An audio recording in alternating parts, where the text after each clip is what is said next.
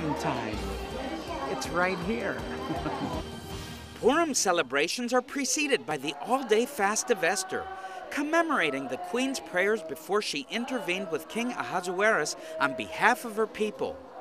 We're at the Mivaseret Zion Reform Congregation near Jerusalem, and as we approach the end of evening prayers, the reading of the Megillah or scroll begins. Congregants take turns reading through the entire scroll of Esther and follow the tradition of making noise, ra'ash, whenever the name of the wicked Haman is read aloud. This is a grogger, and this is one of the means when the name Haman is mentioned in the scroll, you have to make noise. The making of the noise is supposed to erase his existence. So you can either use the grogger. This was actually made by a Czech artist, and it makes a terrible noise. Mine is the worst of all the groggers that are being sounded in this synagogue. And then there are all these little ones, the plastic ones that the children hold, and you can clap your hands, you can tap with your shoes on the floor, whatever you do just to erase the name. The backdrop for the Book of Esther is the castle of Susa, or Shushan the palace.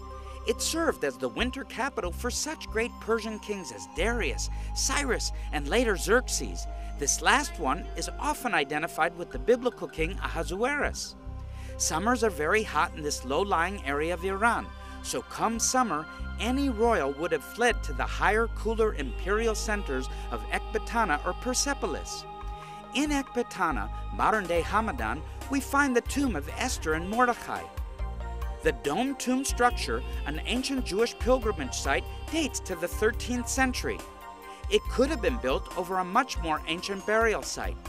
Hebrew inscriptions on the walls and wooden tomb box declare this to be the resting place of Esther and her uncle. The Megillah story is about a time when the villain called Haman tried to annihilate the Jewish people, and how they gathered together and united and managed to overcome the danger of annihilation. Actually, beautiful women were called and summoned from all over the empire, 127 different nations at the time. Esther was chosen to replace Queen Vashti, who had fallen out of grace and favor with the king. Now Esther, Queen Esther, hid her identity as a Jew, but later this would work in favor of the Jewish people.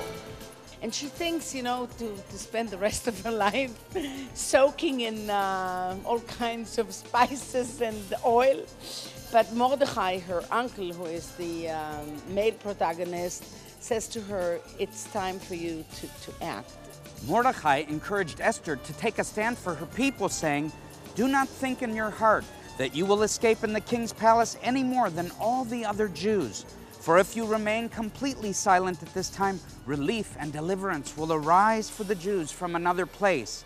But you and your father's house will perish. Yet who knows whether you have come to the kingdom for such a time as this." And there is a change in her character from a very subordinate, passive and non-meaningful woman. She becomes a leader. She becomes a savior of her nation. Interestingly, the site of the Elamite Persian capital of Susa houses what is known as Shush Daniel, the tomb of Daniel, marked by an unusual tall white stone cone and a lavish interior.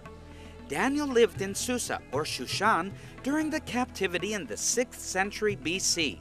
It was here that he experienced the prophetic visions concerning later history, and it was in Susa that Nehemiah served as cupbearer to King Artaxerxes.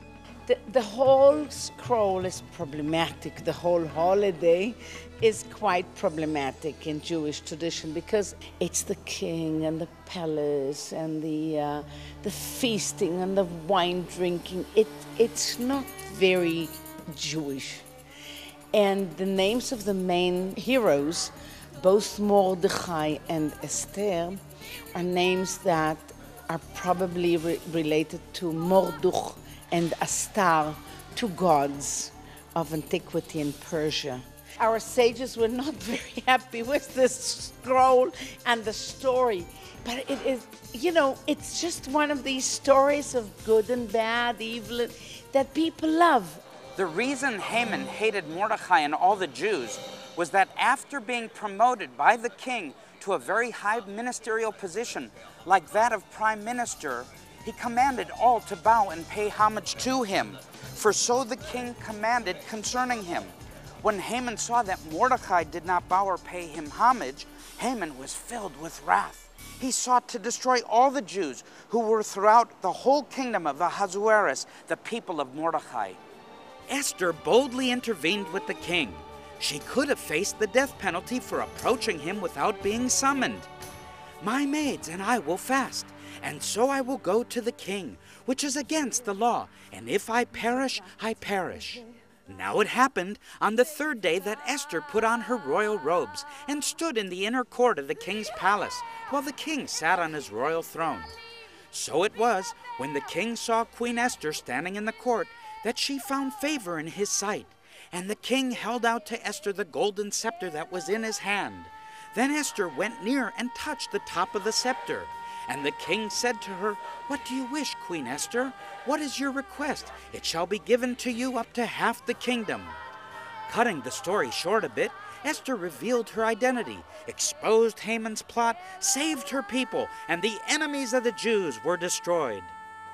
The Jews established and imposed upon themselves and their descendants, and all who would join them, that without fail they should celebrate these 2 days every year, that these days should be remembered and kept throughout every generation.